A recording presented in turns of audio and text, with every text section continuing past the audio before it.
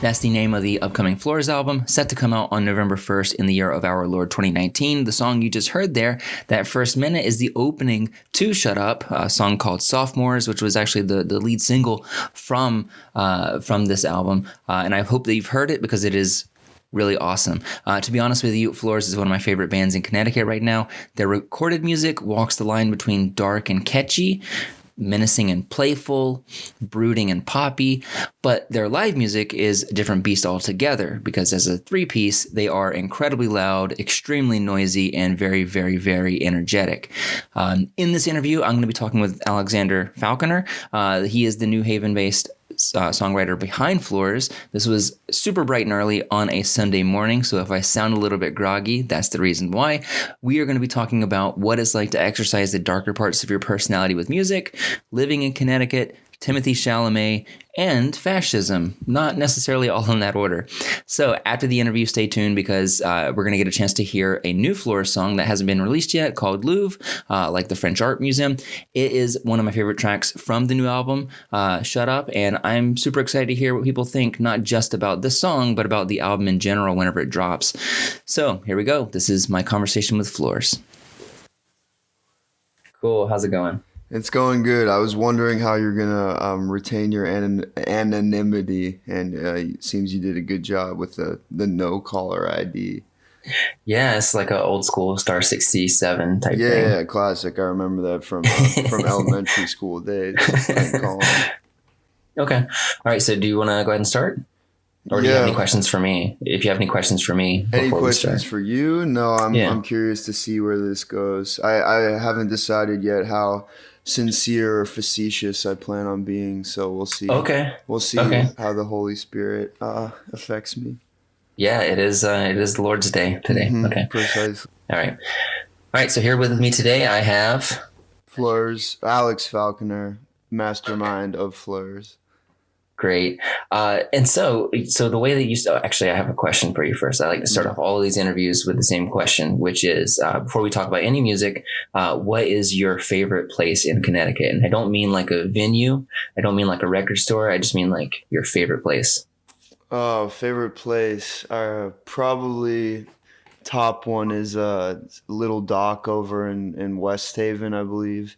I like to go there on dark evenings and either, I don't know, listen to music or have conversations with close friends and such. I don't know. I have a lot of special memories from there, so probably that's cool. So it's like in West Haven? I think so. Honestly, like I always end up getting driven there, so I don't pay much attention to where we're actually going. Gotcha. I love that. I love the idea that you're going to have like philosophical conversations, but after somebody like puts a bag over your head and transports you to, exactly. That's the preferred method of transportation for me. Okay. That's good to know. Are you native to Connecticut? I'm not. No, I've been here for almost 3 years. I've lived in a lot of places, but I moved here from the West Coast, sort of a series of circumstances led me to having to get out of Los Angeles specifically, and New Haven was sort of a fresh start for me in many ways. Okay, gotcha. And so, was there anything specific about Connecticut that brought you here? I mean, I moved here to stop doing drugs, essentially. Okay. My parents live fairly close to New Haven, but outside, so they kind of wanted me like a little bit closer to home, so they weren't having to fly across the country to check on if I was doing all right or not. But right. Yeah, it's been a very, very good time for me. Cool. That's good to hear. Yeah. All right, so I'm going to switch gears just a little bit. Yeah. So my first question, I like to start out with an easy one. Mm-hmm. And so, do you think that there is such thing as free will, or is that just an illusion that makes us feel better about ourselves? Oh, very easy one. I mean, this is something I constantly kind of, as with most things I believe or don't believe, I fluctuate from one thing to the other. I think there's a certain degree of free will, but there are certain things that it doesn't feel like we chose. For example, I don't know, when I think of like a decision or a passion to make music or a passion for anything, it's not really like, obviously that's influenced by certain factors that you've like looked at throughout your life, but at the same time it doesn't feel like a choice. I don't know why certain things seem cool to me or inspire me. They just do, and it comes from Right. some place that I'll never understand. And it's interesting to follow those whims and see where they take you. Okay. And so I guess you're saying that it's a little half and half then, right? Yeah, I think there's choices to get to certain destinations that you have free will in, but ultimately I think you will end up in those destinations whether or not you want to. But who Oh, who am I? I don't know. I was hoping that you had the answer to this because this is No, something no, I've I been mean struggling the with. fun of life is figuring it out, I guess, and changing it, trying to at least. Gotcha. All right. So I want to talk a little bit about your origin story, at Mhm. least of the Flores project. Yeah, So I will tell you the urban legend that I've heard on the street, and you can tell me how accurate it is. Okay. I will. All right. So from my understanding, from what I've heard, the scuttlebutt Hmm. is that basically you recorded a lot of this, like you recorded this stuff on your own. So you recorded Life of the Appetite, Right, the EP, right. and you had it up on Bandcamp. You had some social media, and then Sam Carlson asks you if you want to play a show, and you're like, sure, I can get a band together. Is You that basically no, is that you story true? you really do keep your ear to the streets. That's exactly what happened. Yeah. No, it was a very for years I'd recorded music on my own. I'd always kind of toyed with the idea of playing live, and then I'd put it off or I'd procrastinate actually getting a group of people together. Most music that I recorded I would hoard to myself. Mm-hmm. So like I said, New Haven has been and Connecticut has been sort of a, I don't know, a reawakening for me because it was the first time I actually started releasing the music and was happy enough with it to do so. And then, yeah, like you said, pretty serendipitously, Sam offered me that gig right before the beginning of this past new year. And, usually my insecurity or doubt would just make me say, no, like I don't have a band, but I Yeah. just decided to say yes, and that kind of lit a fire under my ass to put a little group together of some of my best friends. Yeah. So how do you feel about playing live? Like because it seems like I thought that the answer for the reason why you didn't have a band before or after the album is because I see your music as coming from like a very tightly controlled space. It feels like you have like Oh, that very you're much. it seems like you're a little bit of a perfectionist. Is that Oh, fair to say? that is absolutely true, and I mean that's a big reason why I put off releasing anything for so long because it was never good enough to me or it never seemed finished. But yeah, I'm certainly a very big control freak of almost every aspect of the project of what I want to do. But that's why playing live and letting the songs kind of mutate into something that's not so much under my control has been a very good experience, very fun experience to watch that grow and I don't know, contort itself. Right, right. And so it seems like your live show, or at least like you said, the way that it expresses itself live is different than it is on the album. Oh, very much. I mean, yeah, the way we express ourselves live, that's also always been sort of a dream of mine. I mean, that's kind of the way we play live is sort of a more raucous, post-punk, sort of, quote unquote rock and roll style. And that's like bread and butter music to me. But because of the way I was recording, that influence wouldn't always show because I didn't think, at least at the time, that there was a way to kind of record in that style on my own with synthetic elements and have it not sound corny. I just didn't have the Okay. production knowledge to do so. So then, kind of watching songs from Life of the Appetite become that was like, again, like very rewarding to kind of live that adolescent dream of being in a rock and roll band, I guess. Yeah, like rolling around on the floor on stage. Yeah, exactly. Shout out to our electric bass player, Yeah. Christopher Bruno. And so like I've heard people say that your live show is post. So I had a conversation with this guy yesterday, Yeah. and the band came up, and he was like, "Oh yeah, they sound totally different on the album than they do live. Mm. Live, they sound like a post punk band, and on the record, he sounds kind of like Billie Eilish." Yeah, no, that's so funny you say that. No, I completely understand. A lot of like minimalism on the record and kind of more of like a sleeker pop sound, I guess. Yeah, I guess whenever I hear Life of the Appetite, I had never like Billie Eilish had like never popped into my head. In fact, I don't even really know kind of what to compare it to, except for maybe. And we've kind of had conversations a little bit about Tom Waits, but I feel like there's a little bit of like a if Tom Waits took a different path in life a little bit and had a different voice. Yeah. But it feels kind of like a I don't know, like kind of cinematic, kind of personality driven. Well, yeah, that's Yeah, I don't know. definitely one thing I like to kind of exploit and embrace is most of my one Tom Waits is probably one of my favorite artists of all time. I think he's the best American songwriter of all time. But you know, I'm a weirdo and I like that sort of stuff. But I like to play with like personality and sort of a sense of narcissism that you know even artists like Tom Waits or David Bowie or Leonard Cohen Mm-hmm. you know speak from this very egoistic standpoint, but they're also you can tell they're self-aware and they're Right. poking and prodding at it, and I definitely enjoy doing that.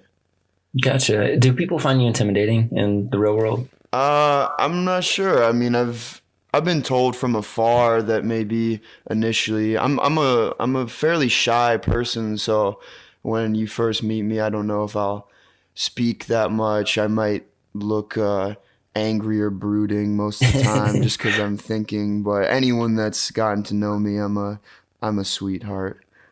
Because I was going to say, like, whenever I listen to your music, it feels, and I mean this in the best possible way. It Mm. feels kind of dirty. It feels kind of nasty, and like it feels like it has teeth. You Oh know, yeah, like, that's a huge compliment to me. So, I mean, yeah, I'd say that the I don't know the character in the records is definitely that's definitely a version of myself and based on a lot of experiences and just mindsets I have. But it is to a degree like playing up certain aspects of my personality that a big thing for me is I'm pretty fascinated with taking like the ugliest aspects of things, right. the things people don't exactly find comfortable to talk about, and highlighting those. So that's sort of a goal of the project. Gotcha. Because like so like listening to some of your stuff, I think to myself like, oh man, like I don't know if I want to meet the character that's singing this because Right, right. but like when I've met you in person and I don't think you knew it was me, I don't know, but you've always been like super kind and super nice, and so like I Yeah, didn't know if that was just because you're at a rock show and kind of everybody's usually pretty nice at a rock show, yeah.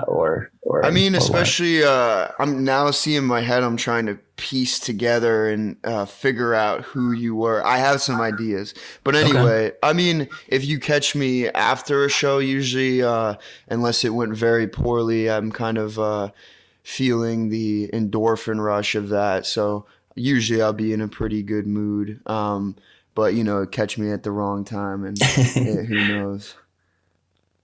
So what's your favorite gig you've played so far? Since Favorite gig? yeah, it's weird to think that you've only been playing like in the band for like a little under a year, right? Yeah, a little under a year. So let me But you're playing think. all the I time. mean, we had one actually. We played three sheets. I don't know, probably 7,000 times at this point. But our last one this past Friday, I think, was very good. State House. I don't know if they were our best gigs performance wise, but we got to project. We projected The Sopranos this That's last right. time. We did the Red Balloon, old French children's movie from the 50s. So that has a lot of meaning to me. And then also we played a gig in, I think in I think in Milford, was it, at this like, random bar, a lot of like older people there. Yeah. And that was our first gig. We played like out of New Haven directly. And it was just so fun. And there was like no pressure. And the old people were like, what do you call it? Like square dancing to some of our songs. And I smashed a bottle inadvertently the first song of the show. So that was a very fun experience too. Those Yeah, are that three sounds that awesome. come to mind. So about the State House gig, you projected the Sopranos behind you. I was wondering, like, when are you going to change the typography of your logo to have the pistol for the R? Oh, I don't know if we'll ever go that route. Maybe as some sort of meme or something. But yeah, this like right as recording this the new record about to put out, I rewatched the entire series, which is one of my favorite shows ever. But yeah, who knows? We'll see about the pistol R. Good idea though. So all right. So you've opened the door to talk about the new album. So Hmm. I want to talk a little bit about that. Yeah. So you were very generous enough to like let me hear a little bit of it. Yeah, I But stayed up after you had proposed the interview to me. I kind of stayed up all night to my detriment and kind of edited and tried to figure out a sequence. I'm very indecisive, like you said, so that stuff can be difficult for me. But I'm glad I got it over to you. yeah, I'm really glad too. I haven't listened to it. No, I'm kidding. Okay, I'm okay. just kidding. I'm Okay, kidding. I was I'm about to be like, you kidding. fucking asshole. All right. Yeah. But no, yeah, I love it. I think it's better than Life of the Appetite. I can't wait for people to hear it. That But makes me happy. I was curious because you did mention, like, whenever you sent it, you were like, yeah, I don't know, like if the mix is finished yet, I'm gonna probably continue to toy with it until it comes out. You said something to that effect. Yeah. And so, is that because you're indecisive, or is it because you're a perfectionist? Because I see those as almost like two different things. I mean, to me, honestly, they're very. Well, I guess I can see why they're two different things. To me, it's all an issue of reframing a narrative. Like my indecision is in some ways like my greatest. I don't know about gift, but it's what makes like the music what it is. Like I can barely decide what genre I want to play. Right. And I think that gives kind of the Fleurs project like I don't know, the unique sound it has. But yeah, I mean the thing is I record so many songs, and to me like leaving one song out and replacing it with another can completely change the mood of the album, or how people are going to perceive the album if they choose to listen to it in sequence. So, a lot of it is figuring out like what am I trying to say, what message am I trying to get across on this project. So, I think it's pretty near done, but especially when I've given myself some random release date, then usually the week or so before, the fire really gets under my ass, and some of my best ideas can come in that moment of anxiety, I guess. Right. I see what you mean. And so, do you mix and master all this yourself? Yeah, everything goes through me pretty much. I don't know I don't know how good of a job I do, but it's listenable, I suppose. So yeah. Yeah, that's wild because like I guess, yeah, I know like a lot of musicians who are fine recording themselves, but don't feel confident or comfortable mixing and mastering their stuff. But like one of the things that I really, really love about both of your albums are how they sound, like the mix and how they play, like not only like in my headphones, but like especially like in my car. Yeah. Like I don't know if you use that as like your No, mixing I template. definitely do the car test. I try to play it three ways: through headphones, through, well, I guess four, through headphones, through just computer speakers, through a phone, and through the car. And if it can Gotcha. sound, if I don't cringe during any of those mixes, I will release the song. Okay.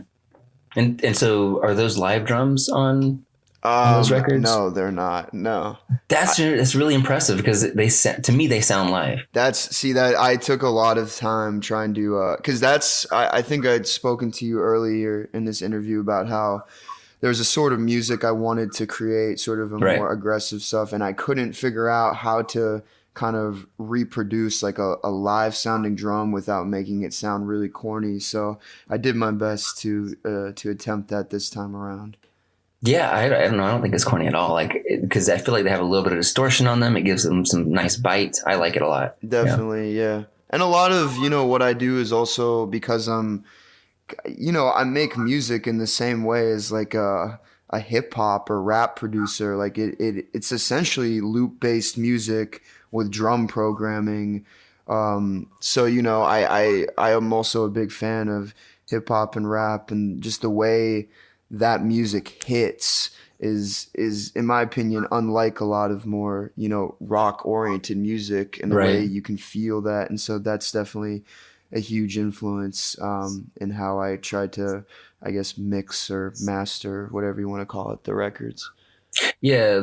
I feel like your rhythm sections, especially, kind of they feel bigger and meatier than a lot of rock albums. I feel like. Yeah, I try for that. Another thing I definitely want to mention is that a lot of this record, even though it's made in the same fashion as Life in the Appetite, is like extremely influenced by like the live act and Right.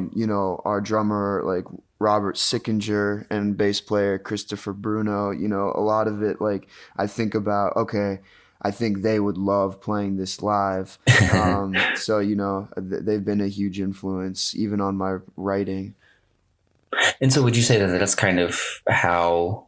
Because I always think of like each album that somebody releases, it's always kind of a response to the last album. Yeah. And so, do you feel like this new album is a response to Life of the Appetite in that way, like in terms of thinking about and considering the live show? Yeah, exactly. I mean, one thing, as much as I consider the live show, like, and, want to think about what the other members will enjoy playing, at the same time, when I'm making these songs, I actually have no idea, at least from a personal standpoint, playing guitar and singing, how I'm going to do it live. Like, Okay. I'll do things that are sometimes impossible for a person my skill level to replicate.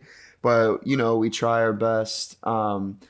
And yeah, in terms of your actual question, as a response to Life of the Appetite, yeah, I mean, I wanted to do something more aggressive, moodier, a little bit even more schizophrenic in some of the transitions of the songs. I wanted it to replicate, I guess, certain states of like fluctuating from mania to sort of like depression, and I essentially replicate mental illness in Okay. some capacity, or just fluctuating between like narcissistic elation and like crippling doubt, I guess.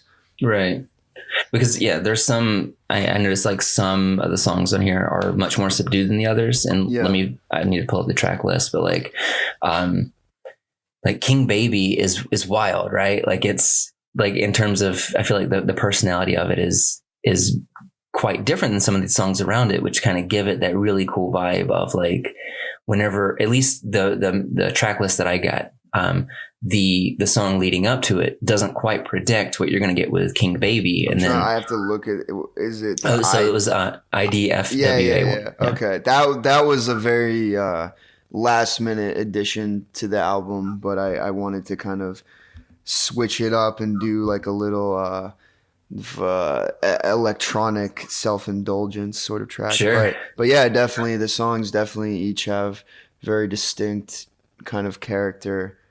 And I'm always curious, for a listener's sake, like how well it fits together, or maybe the fact that it doesn't fit together kind of makes it interesting, or maybe it's just like, dude, like decide who you want to be as an artist. But that'll never happen, so don't hold your breath. Sure. But I feel like one of the things that allows you to do that, at least from my end, is that you can do these stylistic and kind of personality shifts throughout the record, because your control over the production keeps it such that every song feels like they belong on the album, but that they feel like they come from different places, if that makes sense. No, totally. And I mean, yeah. that's the, I guess the comment I've gotten from, most of the people who I speak to about the music, the people I send out songs kind of one by one is, everything's kind of tethered together by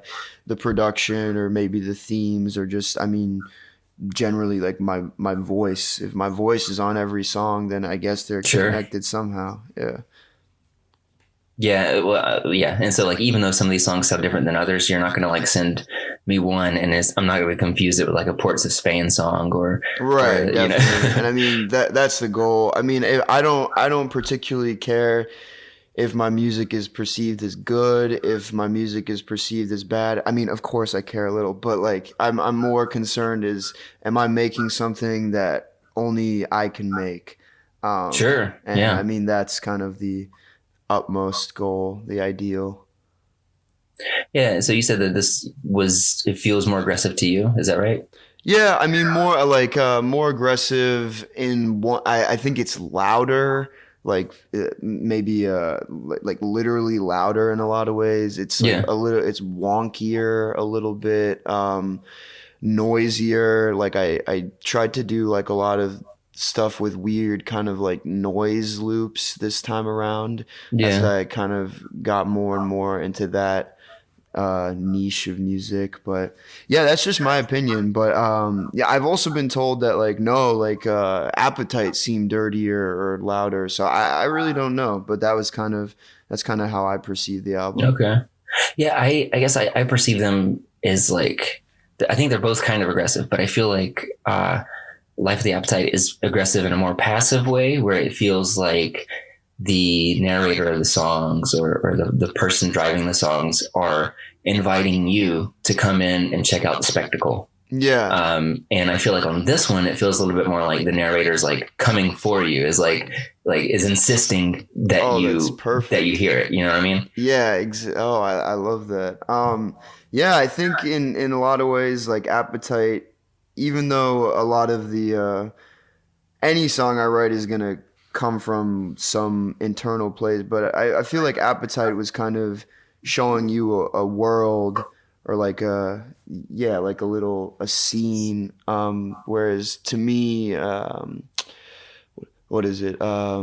Shut Up, the album Yeah. is more of an like very much a person looking inside themselves or like looking in the mirror.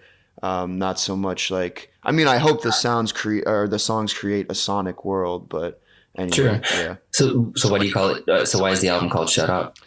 I mean, I around maybe a little less than a year ago, I got this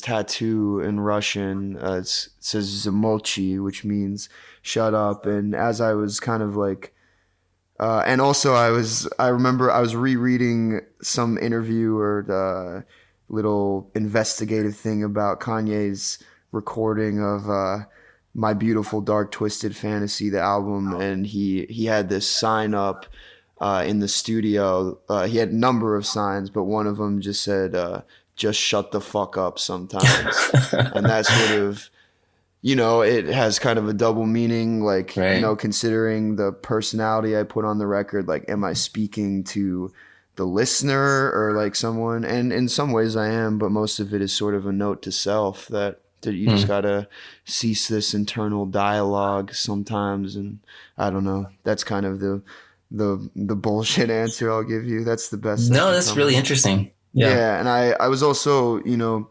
fascinated with the idea, or not the idea, but the imagery of balloons after like rewatching the Red Balloon movie, and just this whole idea of like a balloon being inflated and popped. I just think metaphorically works very well with the concepts I'm trying to tackle on this project, ego and such. And can you elaborate a little bit more on that in terms of like the imagery of the balloon and as it like relates to the ego? Yeah, I mean, just the phrase like his head's full of hot air. I just imagine like yeah, literally the image of a balloon being deflated, and then Yeah. like I said, I like to take those concepts of narcissism and stuff and kind of like find the humor in them. And that's my way of, I guess, prodding it with a needle. And, you know, the last song in the album is called Shut Up. It also, you know, from a personal standpoint, like it sort of, I'm on a journey to, I suppose, become a better person and better to the people around me. And even if I'm not, you know, doing hard drugs anymore, there's still a lot of like shitty qualities about me that, you know, I'm attempting to fix. And that said, there's a lot of shitty qualities about a lot of other people that I think they're very much afraid to face. And like you said, I want to force the listener to come there.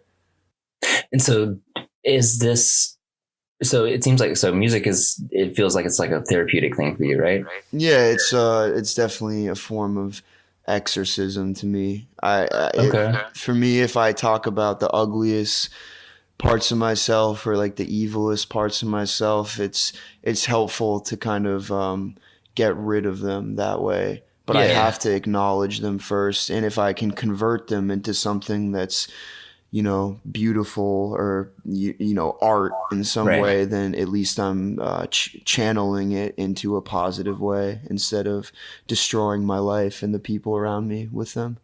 Right. So you put it on the record instead of acting it out, basically, kind Yeah, of. exactly. And I mean, I suppose it's like, you know, there's romanticized things about those qualities as well. But in, you know, earlier in my life, it was impossible for me to not enact those, not get drawn in by the romanticism and like Right. want to engage in them. But this is a way for me to live vicariously, I suppose. Yeah, that makes sense. Cool. Um, so whenever people hear your music, what do they tell you you sound like besides post punk and Billie Eilish? Yeah. I mean, the most frequent thing I've gotten, which I understand. Let's see. I hear Nick Cave a lot, and I was actually talking to my Oh, bass player about this. I've never really, you know, I'm familiar with Nick Cave and I've listened to sure. him, but I've never really liked Nick Cave that much. That said, I think we operate from like a we have similar interests in like the concepts we'd like to speak about and kind of this contrast between like very morbid sort of Right. stuff and beautiful stuff. The whole, you know, Le Fleurs du Mal sort of ideas, the Baudelaire stuff. So yeah, that's I don't know. I get that a lot. Who else? I mean, people say Bowie. Music sonically, I don't know how similar the stuff I do is to David Bowie, but he's probably my if I had to name one person as an idol, it's him, sort of just as the way he looks at music and the way he consumes just culture and art in general, and then like Right. mix of all these things. So I look to him. I like that you said Tom Waits because he really is like a huge influence of mine. But yeah, I mean, yeah, Nick Cave comes up a lot, and yeah, Yeah, that's interesting because I can totally see the parallels now that you mention it. Like I don't think I would have come to that conclusion on my own, yeah, but like in terms of kind of having this persona that is being exercised on the record, I feel like that feels like Nick Cave. yeah, very much. And so maybe like if you like lowered your voice and like Right, yeah, you exactly. know. Yeah. Exactly. I mean, and don't get me wrong, like I think Nick Cave to me has like one of the most admirable careers, and that, you know, I would love for a career trajectory that looked like his. But his music I don't listen to that much. Right. Yeah. So who is your I guess maybe you don't have to answer this if you don't want to, but who is your favorite band in the Connecticut scene? Like it can be to listen to like on Spotify or to see live. Do you have a preference of Yeah, a I mean, favorite? we played a show with them Airs, and I thought they were fascinating to watch and like so talented and doing something like so interesting and weird and right up that post-punk alley I loved. That was one of my favorites. I saw, you know, watch Foxtails the other night, and Yeah. they were spectacular as well. I don't know. To be completely honest, like I need to get out to more shows that I'm not playing. I'm somewhat of a I'm a hermit in some, or I become a hermit in some ways, where I go to play a show, I record music, and then I have my other responsibilities. But Them Airs is definitely a standout, and Yeah, they're one of my I favorites too. yeah, they were great. I have a feeling they hate me or despise me or something, but Why I is don't that? even care. No, they just have that very yeah, they just have that. What do you call it? Like a Aloof. very.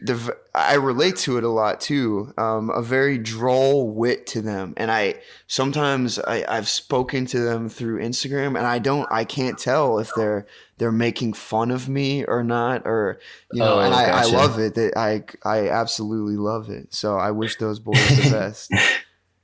No, I've talked with them before. I think that it's safe to say they're a pretty big fan of your music. I think that Is that maybe true? Oh, that warms yeah, my it heart. is. But yeah, they have a weird style and presence about them. Oh, Yeah. I'm fascinated by it. They remind me of even sort of like Wire in some ways. I read like Hmm. one of those 33 and a third about like the making of, I can't remember, it was Pink Flag, yeah, and it sort of just spoke about their style in comparison to like the other British punk going on at the time. And Yeah. I love contrarians, I guess. And like I remember Them Airs telling the audience to sit down at the show we played together, which I absolutely love shit like that. So yeah, I really love them. So you've brought up Florida Mall and this 33 and a third book. Do you consider yourself a reader or? No, I mean, yeah, I haven't, to be honest, I haven't done much reading lately, but yeah, I've definitely been a big reader throughout my life, and that was kind of, especially in high school when I started getting a lot more angsty and such. That was kind of like Sure. a way for me to find solace, kind of just hiding in the back of the library, skipping class, and just reading. How do you feel about Kerouac's On the Road? I think you already know. I mean, Kerouac's great, but there's a there's a certain type of person that will name drop on the road to you, and I'm vehemently opposed to this sort of person. Sure. This sort of person has a very shallow knowledge of maybe literature, and it's On the Road has become sort of it's a buzz book for a person that I don't know. I don't want to go too much into that. No, it's Kerouac's okay. great. It's okay. Kerouac's I know what great. you mean. Basically, you're saying that the people who say that they love On the Road also have weekend passes to Coachella, basically. Yeah, exactly. And maybe all their clothes are from Urban Outfitters, maybe. And I Right. buy things from Urban Outfitters, so everything I say, I contradict in my own life as well. But they're the people that have a passing flirtation with artsiness or creativity, and then yeah, go to Coachella. Anyway, I went to Coachella once actually. Did you have a good time? No, I actually had just gotten back into IV drug use, and it was a pretty miserable time. But I saw Nicholas Jar and Schoolboy Q, and Okay. I actually saw Bon Iver too. But I don't remember much of the time, but it was cool. It was fine. Okay. That was right before I came to New Haven, actually. So what would you say is your favorite book? My favorite book. Oh, that's Yeah. very. One thing I don't know if you know, like Louis Ferdinand Celine, but this book, Journey to the End of the Night, it's one of he was one of Bukowski's biggest influences, sort of like a, Okay. almost like Larry David, like misanthropic kind of like ramblings of this man. I love that. I love Confessions of a Mask by Yukio Mishima. Also, a Yeah. note that I'd like to say is, for whatever reason, many of my favorite artists have had passing flirtations with fascism or something like that at some point, but I'd like to say that Fleurs does not support fascism, and I don't want anyone to get that twisted. But anyway. Yeah, but I was gonna say, like, I don't think that anybody would see your music as that, because you on your first album you have like a song about capitalism Oh yeah, exactly. run amok, and so like I totally know what you mean, because like I know, like, David Bowie was kind of into fascism for a while. Even sort of Kanye, you could say, with Yeah. the whole Trump business. Yeah, exactly. Yeah, why do you think that is? I have thought about this a lot. I think particularly if we're talking about the people, I think there's a certain element within an artist that's completely out of control and undisciplined and sort of falling victim to every one of their whims and indulgences, which I think, of course, like that's what makes them great artists. But within a person like that, there's like a deep desire within all people, but particularly someone so seemingly free spirited. There's a strong desire to be told what to do, and Okay. in some ways, it's easier to be just told what to do than to have to make decisions on their own. And I think that kind of is the draw of fascism in general, but especially to someone that's like so unhinged, you could say. But I mean, that's Right. the clicest thing I could see. Plus, there's the whole aesthetic element of it, which that's kind of a cliched thing to speak about. But there are some cool aesthetics to what they've got going on there. But Yeah, and piece of it's shit. hard to look at like Kraftwerk and not think about certain elements of fascism. Exactly, just the iconography and sort of the cleanness to the designs or whatever. But anyway, like enough people have spoken to how about that sort of shit, so I don't want to retread about all that. Gotcha. Yeah. So we've talked about music and we talked about books, but I think of you more as like somebody who's concerned and interested in film. Is that fair to say? Very fair to say. I mean, I'm finishing up my degree in visual arts at the moment after Okay, after cool. years of kind of leave of absences from school and everything. Yeah. Is that here in New Haven? No, I commute to a school in Boston, which was like the Oh school. shit. Yeah, that was a school I originally started at, and then I kept leaving in and out. And Hmm. obviously the smart thing or to do would be to move to Boston, but I had like made such a good little life for myself here that I was willing to like take the train 3 hours. Like Right. I only have to go twice a week, but yeah. So no, you're definitely right. Film and cinema are definitely huge influences, and imagery and trying to create little worlds that people can live in. Yeah, and like I feel like with your music, you can feel that. It feels like you can see what's going on in your songs. Right. So, No, like, that's a do huge you? compliment. Yeah. Cool. Are you particularly influenced by any specific filmmakers? Definitely. I mean, Kubrick, probably my favorite. Yeah, I mean, even he's similar in that he likes to, each of his movies, he likes to work within genre to then kind Hmm. of like subvert that genre a little bit. And, that's kind of how I like to take a sonic approach. And then just sort of I don't know, one from the kind of themes. He has sort of a running, sort of like nihilistic outlook on the world that I very much enjoy and relate to in a lot of ways, and just aesthetically, also the sort of uh, compositions he uses and everything, very influential. And the Let's idea of control of the Yeah, art form. exactly. Yeah. Oh, obviously, yeah, his meticulousness and whatever. I'm trying to for whatever I work on next, I'm trying to sort of involve more actual human beings in the recording process itself and maybe get some collaborations with some of my favorite artists and also, actually play with live, drums and bass and everything. Yeah. Everything on the record, any guitar you hear is an acoustic guitar that No way. I've just mangled, whether it's the bass or the guitar. It's just, That is yeah. wild. I would have had no idea. That is Yeah. really cool. I'm upset with myself for giving away my secrets, but it's okay. It's okay. But yeah, Kubrick to answer your question. But I watch a lot of stuff. Okay. Is there like, do you want to get into like filmmaking and stuff like that on your own?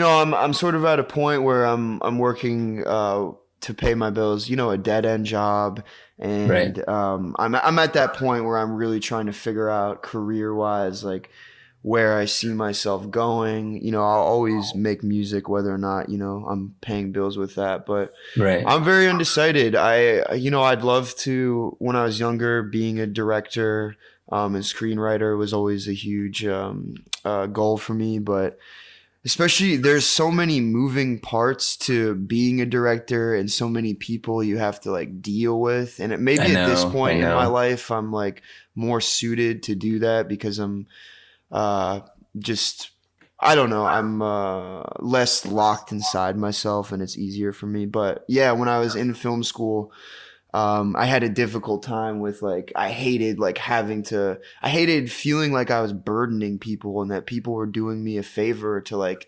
help me out on things. But, I've realized that sometimes like it's very meaningful for people to do that. Anyway, sorry that all my answers are very long-winded. No, I don't think so at all. I don't think so at all. I'm a big thinker, but yeah, I'm trying to figure that out. Whether it's maybe looking into film scoring, screenwriting. I'd love to direct a couple things on the side, but a lot of my friends from college are currently in the industry, so I'll see how I can milk them of their connections Sure. and use my opportunistic skills.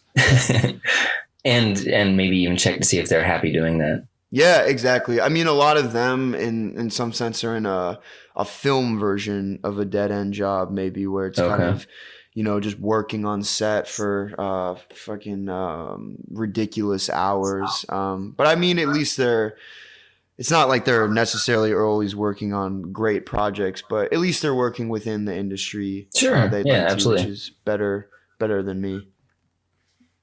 So is there anything more depressing in the world than the idea that we're never going to see Orson Welles' cut of Magnificent Ambersons? Oh, I actually don't even know about that. Orson Welles, No? I do love a lot too. I actually don't even, I think I've read, like skimmed little tidbits of information about that. But no, speak about that film because I don't know much about it.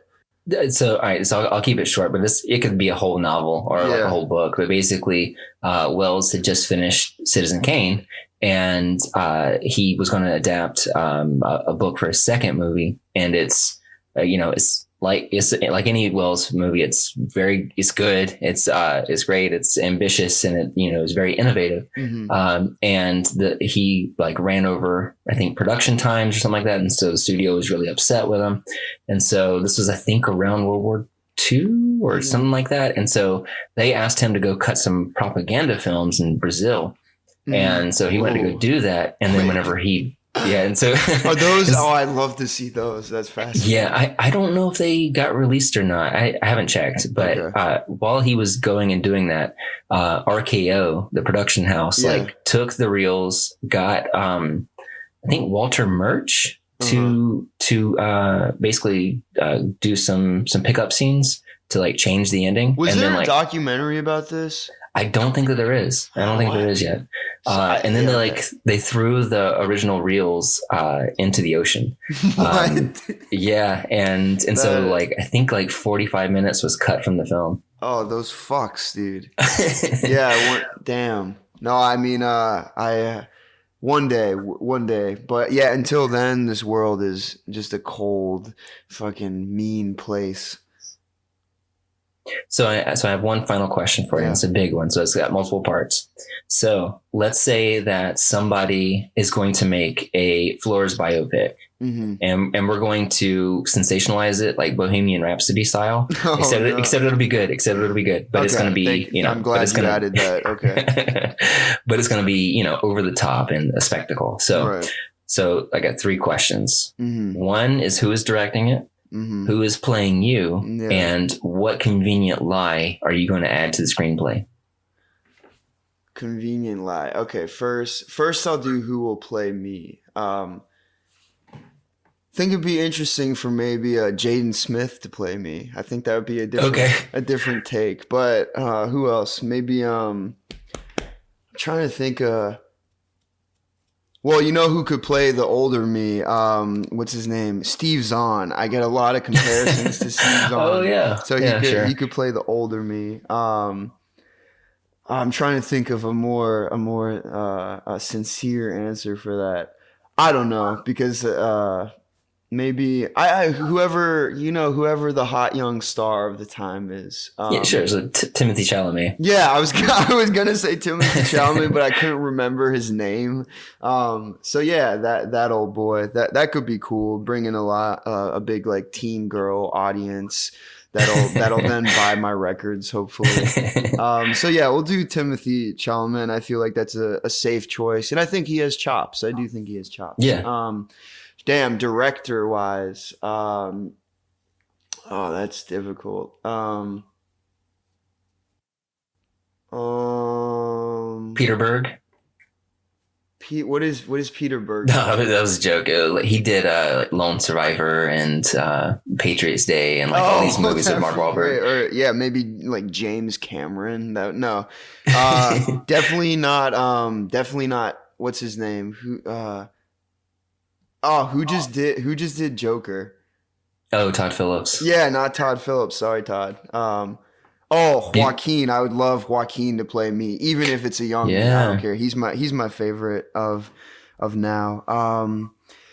Maybe the guy who what's the name of the dude who just did Midsummer and Ari Aster. Ari Aster, that could be a good one. I mean, Paul Thomas Anderson is like probably my favorite of this generation, or I don't know if maybe he's a slightly older generation now, but that would be an ideal. I don't really know what he'd do with it, but give me some ideas. No, I was gonna say, if you're bringing Ari Aster on board, then it sounds like this is gonna be a horror movie. Yeah, I mean that could be interesting. I'd love to sort of play up sort of more of the horror. I have a lot of good. I don't know about good, but a lot of interesting stories from, the last few years of my life. And I'd love to kind of play those up and create this sort of myth, I don't know. It's something like that. But no, I don't know if there's even any lies I'd like to do, except maybe that, I resigned myself to make American nothing. I resigned myself to a cave and only listened to Bruce Springsteen and smoked blue oxycodone pills off of tinfoil or something. I'd like a scene like that. That's always a scene I'd imagined. Unfortunately, I did not do that. So, there we go.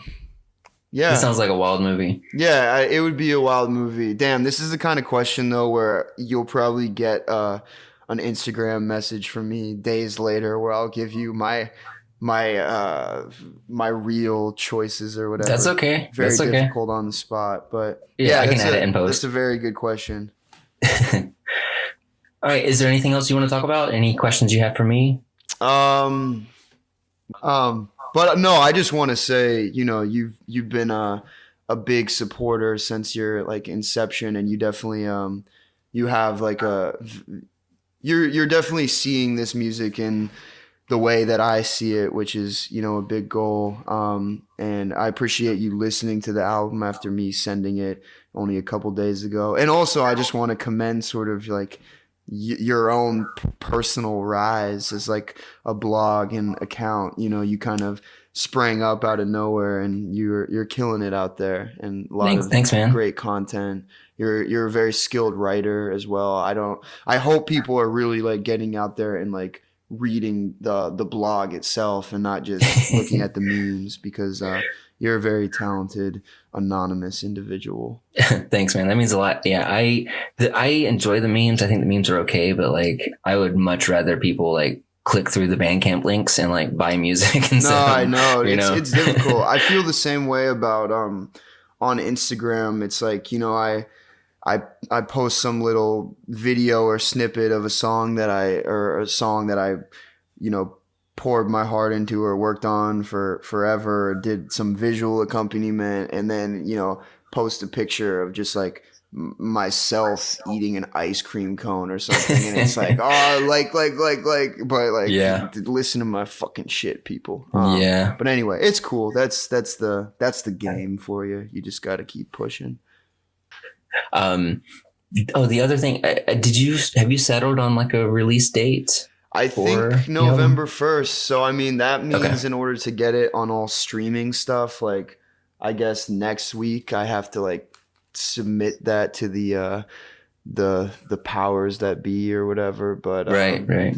Yeah, at this point it's just probably little mix tinkering, and yeah, unfortunately the track list, you know, there's songs that I left off, there's songs that some people really like, and then others are like, no, you should leave that off. And, you know, at the end of the day, it'll come down to me. But I do like to kind of give my close friends sort of hear their opinions and everything. But yeah, for the most part, yeah, the album is complete, at least song wise. It's just a matter of sequence, mixing. We'll see.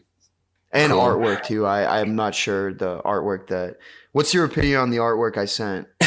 I wasn't sure if that was the finalized artwork, because it was so different compared to. I was fascinated with how kind of like corny and like hi-fi that image was in comparison to the shadowy stuff I like to do. So kind of like you said, an answer to Appetite and kind of like doing the opposite. But I don't know. There's one, I don't own the rights to that image, and I'm pretty sure it's like a pretty popular image. But so artwork is definitely probably what'll change the most. Yeah, I don't know. Like I like it. Like I haven't thought too much about it, to be honest with you. But like when I saw it, it like made me laugh, and I've kind of like, you know, gone back and looked at it because it, you know, puts me in a good mood to look at. But the kind of the disdainful look on the dog's face, I feel like kind of it feels like he's judging me a little bit, which I feel like is good for the music, right? It feels a little bit like the narrator of the music is kind of regards me in scorn sometimes. Right. I mean, it's true. I definitely regard you personally in scorn sometimes. I appreciate that, man. No, it's also maybe it's because it's a dog looking at another dog, and you know that husky is an alpha and he's trying to size you up. Like, oh yeah. That's probably what's going on. For other people looking at that cover, he doesn't have that expression. That's right. Yeah, it's like a Rorschach inkblot type exactly. Thing. But yeah, we'll see what happens. But yeah, this has been very enjoyable.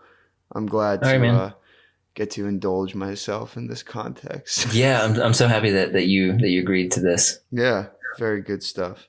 Yeah. All right, that was my conversation with Alex Falconer from Fleurs. The new album, Shut Up, is coming out on November 1st, and you'll be able to find it on Bandcamp, Spotify, iTunes, etc.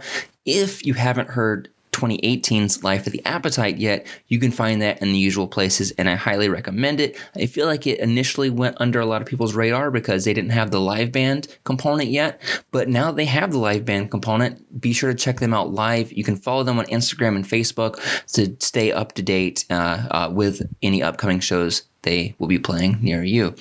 Okay, so I'm going to close this with a new song called Louvre off of the new album Shut Up. Thanks for listening. Bye. Vous êtes